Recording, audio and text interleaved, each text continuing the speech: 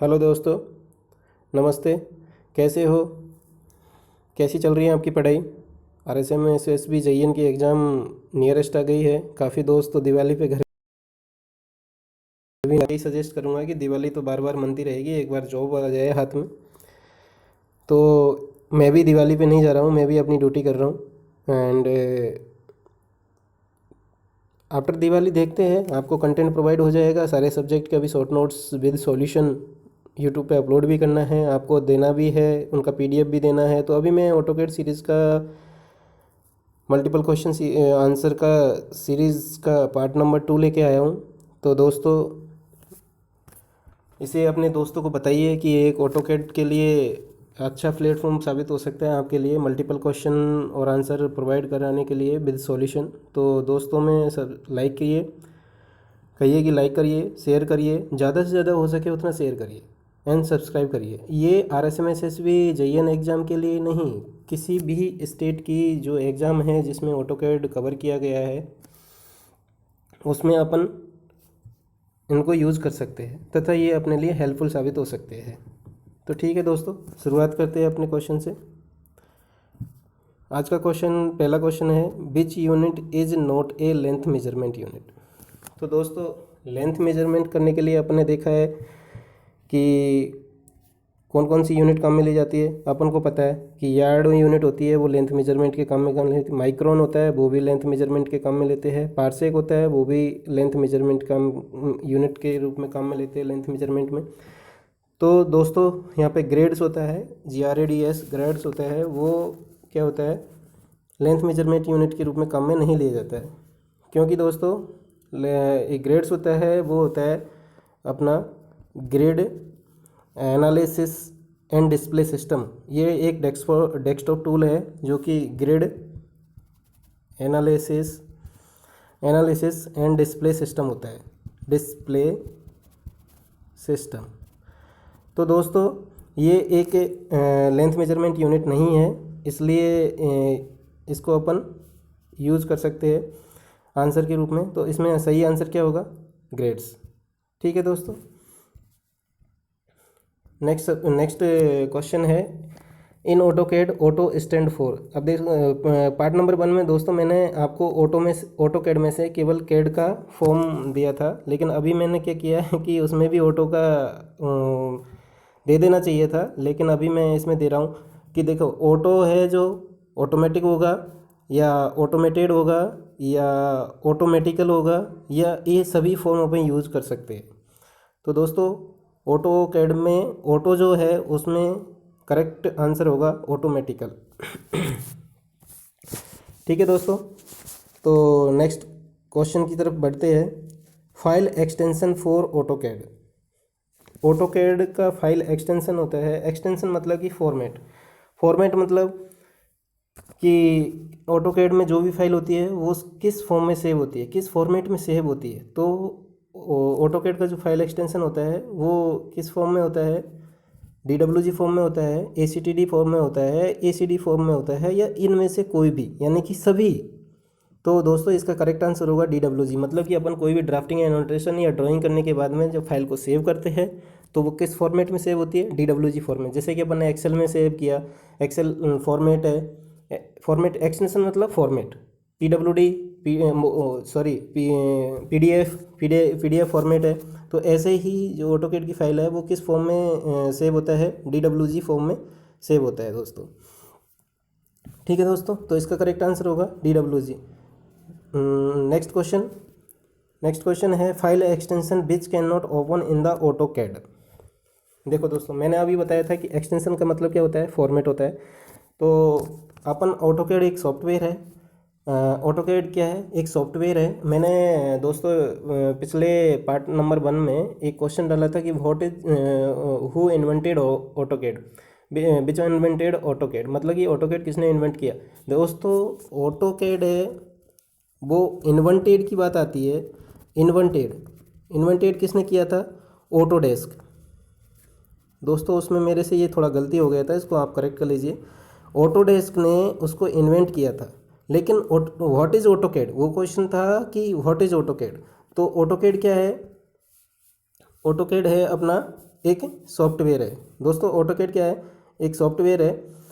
तो अपन कह सकते हैं कि उसमें क्या होना चाहिए क्वेश्चन में आंसर कि व्हाट इज ऑटोकैड। तो ऑटोकैड क्या है, एक सॉफ्टवेयर है और इन्वेंटेड किसके द्वारा किया गया था, ऑटोडेस्क के द्वारा इन्वेंटेड किया गया था। तो ठीक है, इस क्वेश्चन पे आते हैं दोस्तों। File extension which can not open in the AutoCAD. तो कौन सी फाइल का जो फॉर्मेट है वो ऑटोकैड में अपन ओपन नहीं कर सकते हैं। तो दोस्तों अपन को पता है कि DWG है वो तो ऑलरेडी अपना ऑटोकैड में खुलने वाला फाइल है। तो इसमें DXF DWS भी ऑटोकैड में खुल जाता है। तो इसका करेक्ट आंसर क्या होगा, डॉट। तो इसका आंसर होगा करेक्ट। तो डॉट फाइल होती है उनको अपन क्या नहीं कर सकते, ऑटोकैड में ओपन नहीं कर सकते। ठीक है दोस्तों, next question. Which method is use for the stretching the object in this AutoCAD software. तो मतलब कि अपन को कोई भी अपना ऑब्जेक्ट है, कोई भी ड्राइंग है, तो उसमें अपन को दोस्तों क्या करना है, स्ट्रेच करना है। जैसे कि मेरा ये एक रेक्टेंगुलर है, इस रेक्टेंगुलर को मेरे को स्ट्रेच करना है और ऐसे ऐसे स्ट्रेच करके इधर स्ट्रेच करना है। तो अपन दोस्तों या फिर इस डायरेक्शन में स्ट्रेच करना है, किसी भी डायरेक्शन में, या फिर इस ऐसे डायरेक्शन में ऑटो स्ट्रेच करना है। तो दोस्तों इसमें क्या करते हैं अपन, इसको स्ट्रेच करने के लिए अपन दोस्तों अपन क्या करते हैं, जैसे कि ये अपना ऑब्जेक्ट है, तो अपन क्या करते हैं, कर्सर से राइट क्लिक करके और ऐसे एक सेलेक्ट होता है, पूरा विंडो सेलेक्ट होता है, ऐसे करके विंडो सेलेक्ट होता है और उसका ग्रीन बैकग्राउंड होता है।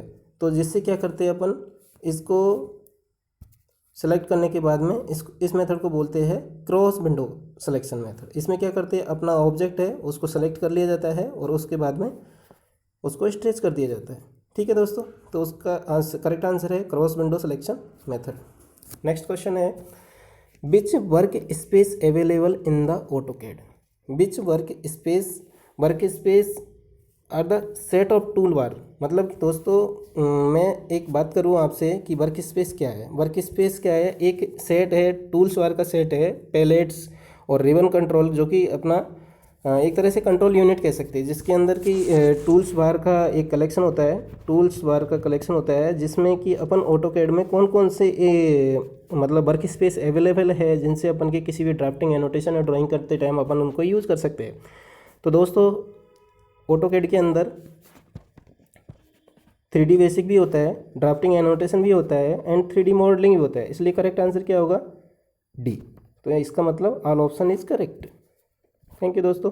तो इसका करेक्ट आंसर क्या हुआ, all option D answer correct हुआ।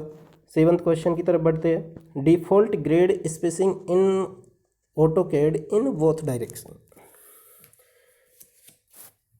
तो दोस्तों जो ऑटोकैड के अंदर जो ग्रिड स्पेसिंग होती है वो ऑटोकैड के अंदर किस मतलब डिफ़ॉल्ट मतलब पहले से कितना फिक्स रहता है। तो डिफ़ॉल्ट जो ग्रिड स्पेसिंग रखा जाता है दोस्तों ऑटोकैड के अंदर, वो पहले से क्या होती है, 10 फिक्स होती है।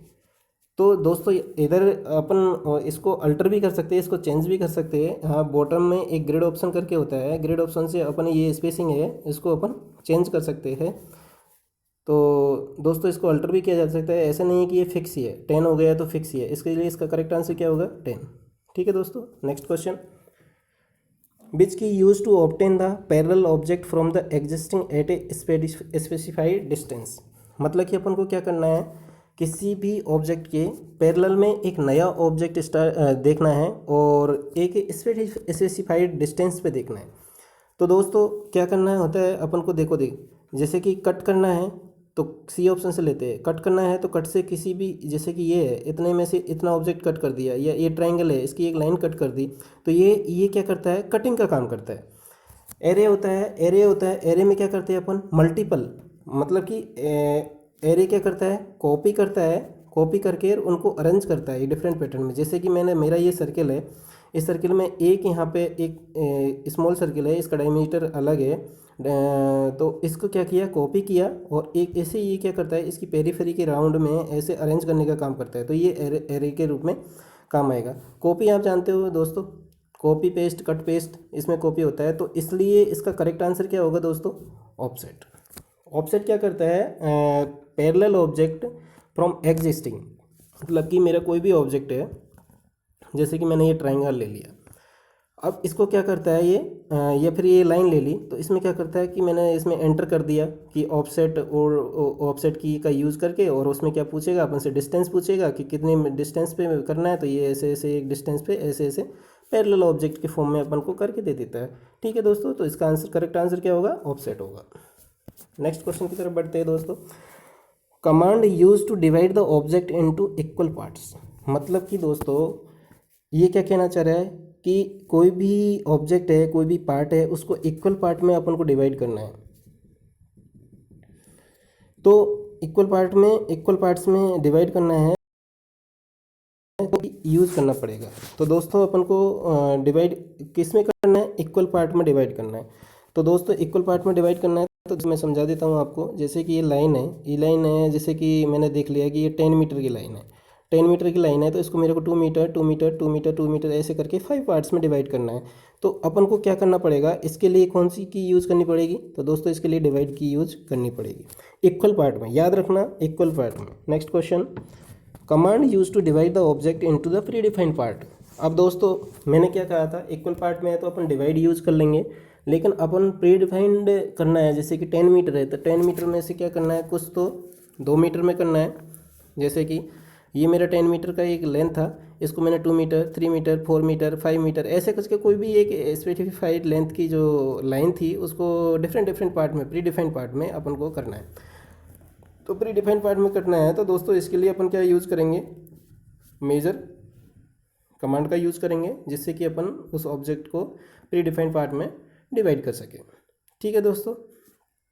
नेक्स्ट क्वेश्चन, शॉर्ट की इन AutoCAD for the mirror of any object. ठीक है, अब दोस्तों मिरर क्या होता है, मिरर क्या होता है, अपना same to same ditto copy देता है, कॉपी देता है। तो अपन को इसमें देखना है कि अपन को, जैसे कि इसका यूज़ कैसे किया जाता है, इसका यूज़ दोस्तों ऐसे किया जाता है, जैसे कि मेरे पास में ये लाइन है, अब इसका मेरे को क्या है कि एक मिरर करना है, किस एक्सिस के रेस्पेक्ट में करना है, एक्स एक्सिस बाई एक्सिस के रेस्पेक्ट में करना है या एक्स एक्सिस के रेस्पेक्ट में करना है। तो दोस्तों ये अपन से पूछता है, तो अब मैंने कह दिया कि मेरे को बाई एक्सिस के रेस्पेक्ट में मिरर करना है, कितने डिस्टेंस पे करना है। तो मिरर में क्या करता है, जितना डिस्टेंस इधर है उतना का उतना सेम टू सेम उधर डिस्टेंस दे देते हैं। तो इसी प्रकार दोस्तों क्या करते हैं अपन के, जैसे कि यहाँ पे मेरा ये मकान का एक प्लान है रेक्टेंगुलर टाइप से, यहाँ पे मेरा एक स्टेयर था, मैंने क्या किया, इसी स्टेयर को इधर कॉपी करना है मेरे को, तो इधर कॉपी करना है सेम टू सेम। तो मैंने क्या किया, इस एक्सिस के रेस्पेक्ट में एक मिरर लिया, इस एक्सिस को सेलेक्ट किया और उसके बाद में ये किया, इधर सेलेक्ट हो जाएगी, तो इधर अपन को ड्रॉ करने की जरूरत नहीं है, मतलब ये टाइम सेविंग करता है अपना। तो दोस्तों इसके लिए कमांड है MI प्लस एंटर। ठीक है दोस्तों, आगे चलते हैं दोस्तों। Relative coordinate system RCS is designed by the symbol. तो दोस्तों एक होता है यूनिवर्सल कोऑर्डिनेट सिस्टम और एक होता है अपना, अभी आया है क्वेश्चन में RCS रिलेटिव कोऑर्डिनेट सिस्टम। तो दोस्तों मैं इसका बता देता हूँ, जैसे कि ये मेरा एक्स एक्सिस है, ये मेरा वाई एक्सिस है। तो अब इसमें ये रिलेटिव कोऑर्डिनेट सिस्टम क्या होता है दोस्तों, जैसे कि मैंने क्या किया, यहाँ पे मेरा कोऑर्डिनेट हो गया जैसे कि 3,5 हो गया, एक्सिस को रिप्रेजेंट कर रहा है 3 को, 5 रिप्रेजेंट करता है, वाई एक्सिस को रिप्रेजेंट करता है x, y, यानी कि 2D फॉर्म में अपन बात कर रहे हैं। तो दोस्तों मैंने इधर से कोई भी, अगर ऐसे कोई भी अनदर लाइन ड्रॉ करना है मेरे को, कोई भी ऑब्जेक्ट ड्रॉ करना है, तो इसके लिए इस कोऑर्डिनेट से लेकर के मैंने एक लाइन ड्रॉ किया। तो इसमें क्या करता है दोस्तों, ये रिलेटिव कोऑर्डिनेट सिस्टम क्या करता है, जो उसका पहले से जो डिफाइंड कोऑर्डिनेट है ना, पहले से जो अपन ने डिफाइन कर रखा है 3,5, इसके रेफरेंस में अपन को नई कोऑर्डिनेशन दे सकते हैं। जैसे कि मैंने 2,7 ये इसके नए कोऑर्डिनेट हो गए। तो इस कोऑर्डिनेट को रिलेटिव कोऑर्डिनेट सिस्टम में एक्सप्रेस करने के लिए अपन को क्या करना, यूज़ करना पड़ेगा @2, मतलब किसके रेस्पेक्ट में, जो पहले से जो कोऑर्डिनेट सिस्टम है उसके रेफरेंस में अपन को रिप्रेजेंट करता है। तो इसलिए रिलेटिव कोऑर्डिनेट सिस्टम में क्या करते हैं, @2 एक्सिस को रिप्रेजेंट करने के लिए, @7 बाई एक्सिस को रिप्रेजेंट करने के लिए, बाई कोऑर्डिनेट सिस्टम को रिप्रेजेंट करने के लिए, किसमें, RCS में। RCS मतलब रिलेटिव कोऑर्डिनेट सिस्टम। ठीक है दोस्तों, तो इसका करेक्ट आंसर क्या होगा, @। नेक्स्ट क्वेश्चन दोस्तों, angle between the 3 principal axis of an isometric view, 30 degree, 60 degree, 90 degree, 120 degree. तो दोस्तों अभी इधर इसमें एक मेन बात क्या है कि इसमें क्या है, एक आइसोमेट्रिक व्यू। तो दोस्तों मैं आपको बता देता हूँ, आइसोमेट्रिक व्यू में क्या होता है, एक्स एक्सिस, वाई एक्सिस और जो भी प्रिंसिपल एक्सिस होती है वो एक दूसरे से कितने डिग्री के एंगल पे अपना मतलब मिली हुई रहती है, तो वो उसका करेक्ट आंसर होगा दोस्तों 120 डिग्री। तो यानी कि आइसोमेट्रिक ड्राइंग सेक्शन में अपनी जो एक्सिस है उनके बीच में एंगल 90 डिग्री ना हो करके कितना होता है दोस्तों, 120 डिग्री होता है। ठीक है दोस्तों, इसका करेक्ट आंसर होगा 120 degree. Which function key toggle between drawing screen to text screen. तो दोस्तों इसमें एक वर्ड आया टॉगल, पहले तो इसको जानिए, उसके बाद में drawing screen to text screen की बात करते हैं। तो दोस्तों मैं इसको आपको समझा देता हूँ थोड़ा। तो दोस्तों टॉगल का मतलब होता है अपना स्विच करना। स्विच मतलब मैं इधर एक ड्राइंग, मेरा जो स्क्रीन था उस पर मैं कोई भी ड्रॉ कर रहा था, प्लान ड्रॉ कर रहा था, एलिवेशन ड्रॉ कर रहा था, या किसी भी ड्राफ्टिंग का काम कर रहा था। तो इससे क्या करना है, सीधा अपन को किस में फॉर्मेट में करना है, जैसे कि विंडो है, विंडो टेक्स्ट स्क्रीन पे कन्वर्ट करना है। तो टेक्स्ट स्क्रीन को डायरेक्टली अपन ऑटोकैड में एक फंक्शन की होती है, उसके थ्रू डायरेक्टली क्लिक करेंगे तो अपना क्या होगा, ड्राइंग स्क्रीन से किधर चला जाएगा, टेक्स्ट स्क्रीन में चला जाएगा। तो दोस्तों उसके लिए कौन सी फंक्शन की काम में लेते हैं, F2 फंक्शन की काम में लेते हैं। ठीक है दोस्तों, नेक्स्ट क्वेश्चन दोस्तों, which mode allow the user to draw 90 degree straight lines. देखो दोस्तों, O snap, ortho, linear, polar tracking. तो दोस्तों गेस कीजिए इसका आंसर क्या होगा। अब दोस्तों मैं इसको थोड़ा आपको एक्सप्लेन कर देता हूँ। तो दोस्तों देखो, अपन कोई भी लाइन या कोई भी ऑब्जेक्ट, इसमें बात किया है उसने किसका, स्ट्रेट लाइन का। दोस्तों देखो, मैं यहाँ से एक लाइन ऑटोकैड में एक लाइन ड्रॉ करता हूँ, ऐसे लाइन ड्रॉ किया, ऐसे भी लाइन ड्रॉ कर सकता हूँ, ऐसे भी लाइन ड्रॉ कर सकता हूँ, एक परपेंडिकुलर जस्ट ऐसे ऐसे भी लाइन ड्रॉ कर सकता हूँ। इन दोनों के बीच में एंगल कितना है, 90 डिग्री। तो वो वही बात कर रहा है, which mode allow the user to draw 90 degree straight line. तो दोस्तों अभी क्या है कि 90 डिग्री पे करना है, मतलब कि मेरा एक स्ट्रेट लाइन बने। स्ट्रेट लाइन के बाद में अगर मैं दूसरा कहीं पे भी जाता हूँ, जैसे इधर जाता हूँ, तो ये कितने डिग्री एंगल पे बेंट होता है, 90 डिग्री एंगल पे।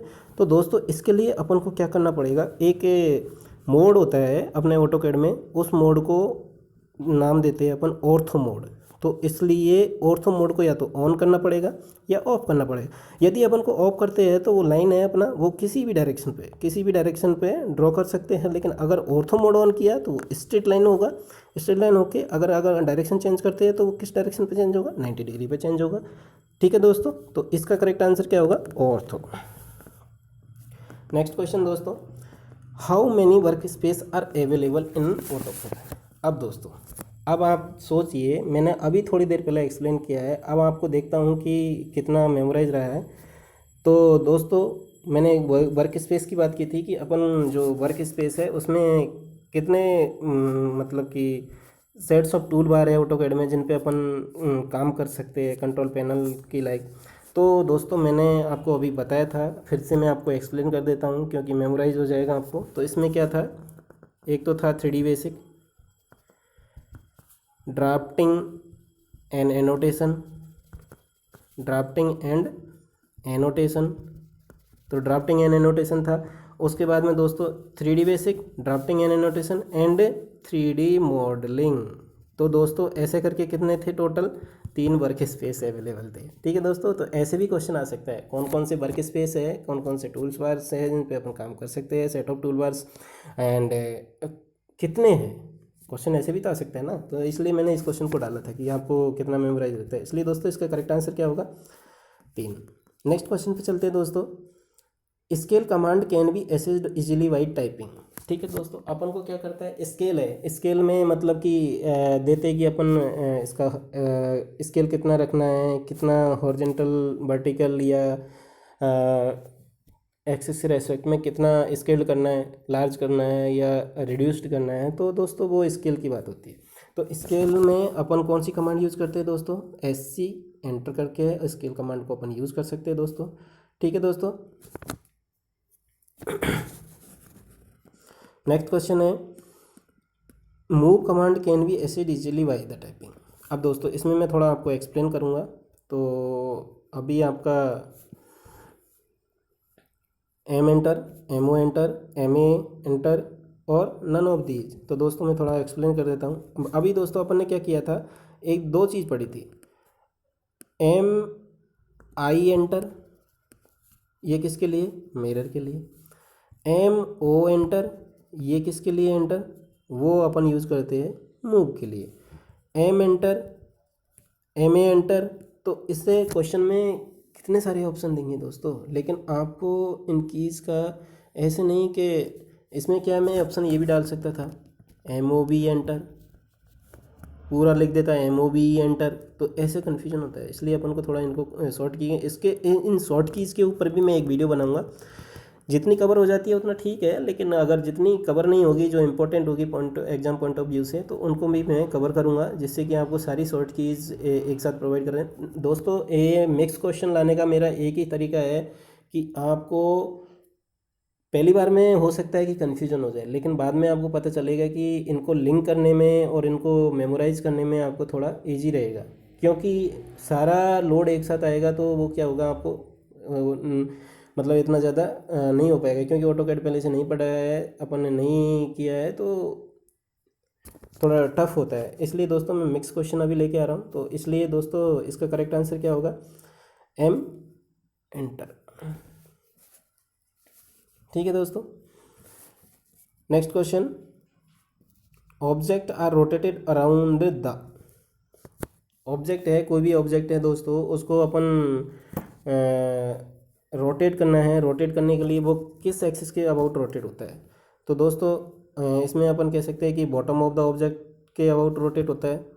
तो यानी कि दोस्तों जैसे कि मेरा ये रेक्टेंगुलर है, इसको मेरे को रोटेट करना है। रोटेट करना है तो इसमें क्या करेंगे कि ये बॉटम है, bottom of the object, centre of the object, origin, origin जो है ओरिजिन ऑफ द ऑब्जेक्ट। तो दोस्तों इन सभी का आंसर है कि इसमें अपन को क्या कर रहा है, रोटेट करते टाइम पे रोटेट की शॉर्ट की यूज़ करके उसमें वो पूछता है कि डिफाइन द बेस पॉइंट। तो अपन को क्या करना पड़ेगा, एक कोई भी पर्टिकुलर बेस पॉइंट डिफाइन करना पड़ेगा उसके रेस्पेक्ट में। अगर मेरे को इधर रोटेट करना है तो ऐसे रोटेट हो जाएगा, इस पॉइंट के रेस्पेक्ट में रोटेट करना है तो ऐसे कहीं भी रोटेट हो जाएगा, ऐसे रोटेट हो जाएगा, या फिर तो इसमें पहले क्या करना पड़ेगा, बेस पॉइंट डिफाइन करना पड़ेगा। अगर मैंने सेंटर बेस पॉइंट ले लिया तो सेंटर बेस पॉइंट ले लिया तो इसका सिर्फ ऐसे हो जाएगा, सेंटर वो की वही रहेगा। तो इसलिए दोस्तों इसमें करेक्ट आंसर क्या होगा, base point. Construction line command can be assessed easily by typing the. तो दोस्तों अपन जो भी कंस्ट्रक्शन लाइन ड्रॉ करते हैं अपन ऑटोकैड के अंदर, तो उनको अपन किस कमांड के थ्रू अपन इजीली एसेस कर सकते हैं। तो दोस्तों इसका करेक्ट आंसर होगा एक्सेल। ठीक है दोस्तों, तो जितना दोस्तों मैं आपको इजीली प्रोवाइड कराने की कोशिश कर रहा हूँ कि जितना हो सके आप तक कंटेंट पहुँचे। और आज मैं इवनिंग में सर्वे का शॉर्ट नोट्स का एनालिसिस करूँगा, तो दोस्तों आप देखना ना भूलें। और इवनिंग में 9 o'clock में आपको सर्वे का अपलोड कर दूँगा, जिसमें कि सर्वे के शॉर्ट नोट्स को विद एक्सप्लेनेशन, जैसे कि अभी मैंने ऑटोकैड में एक्सप्लेन किया है, इसी प्रकार एक्सप्लेनेशन के साथ में मैं आपको अपलोड करने की कोशिश करूँगा। बिल्कुल एग्जैक्ट 9 बजे आपको मैं अपलोड कर दूँगा कंफर्म। तो इसलिए दोस्तों सर्वे में हो सकता है कि सर्वे फुल कवर ना हो, लेकिन कुछ जैसे कि चैप्टर है तो वो तो मैं अपलोड कर ही दूंगा, स्टार्ट कर दूंगा सर्वे का सीरीज़ भी, तो जिससे कि आप तक कंटेंट पहुंच सके। और लास्ट में मैं क्या करूंगा, PDF जो फॉर्म है स्कैन किया हुआ उसको मैं आपको प्रोवाइड करा दूंगा, जिससे कि आप इजीली क्विक रिवीजन कर सकते हैं। ठीक है दोस्तों, तो थैंक यू। फिर से दोस्तों आपसे रिक्वेस्ट करूंगा कि अपना चैनल सिविल इंजीनियर उमेद को लाइक करिए, शेयर करिए और अपने दोस्तों में सब्सक्राइब करिए। थैंक यू दोस्तों। और अभी दोस्तों मैंने स्टील का शॉर्ट नोट्स भी आपको प्रोवाइड करवाया है। अभी मैं क्या है स्टील का एनालिसिस करूंगा, लेकिन उससे पहले मैं क्या करूंगा, सर्वे का एनालिसिस करूंगा आज शाम को। जितने चैप्टर उसमें इंक्लूड हो जाएंगे वो शॉर्ट नोट से रिवीजन करवाऊंगा, और उनका PDF आपको डिस्क्रिप्शन में दे दूंगा। इसका भी जो ये प्रेजेंटेशन है जो आपको दिया है मैंने यूट्यूब वीडियो, इसका भी लिंक है जो मैं क्या करूँगा इसके डिस्क्रिप्शन में आपको दे दूँगा। तो दोस्तों वहाँ से आप इसका PDF फॉर्म में डाउनलोड कर सकते हो। और इवनिंग 9 o'clock आपको सर्वे जितने चैप्टर इंक्लूड हो सकेंगे आज, उतने चैप्टर का मैं आपको एनालिसिस शॉर्ट नोट्स के थ्रू करवा दूंगा, तथा उन चैप्टर का PDF भी मैं आपको डिस्क्रिप्शन में दे दूंगा, जिससे कि आप उनको डाउनलोड कर सकते हो। तो थैंक यू दोस्तों। आपसे फिर से रिक्वेस्ट है दोस्तों कि आप इसको लाइक करिए, शेयर करिए, एंड जितना हो सके उतना सब्सक्राइब करने की कोशिश करिए। ठीक है दोस्तों से भी सब्सक्राइब कराइए, तो और कंटेंट आप तक जितना ज़्यादा पहुंचेगा आपके लिए फ़ायदा रहेगा, क्योंकि दोस्तों ये RSMSSB ये एग्ज़ाम दोस्तों किसी भी हालत में पोस्टपोन नहीं होगी। जितना मेरा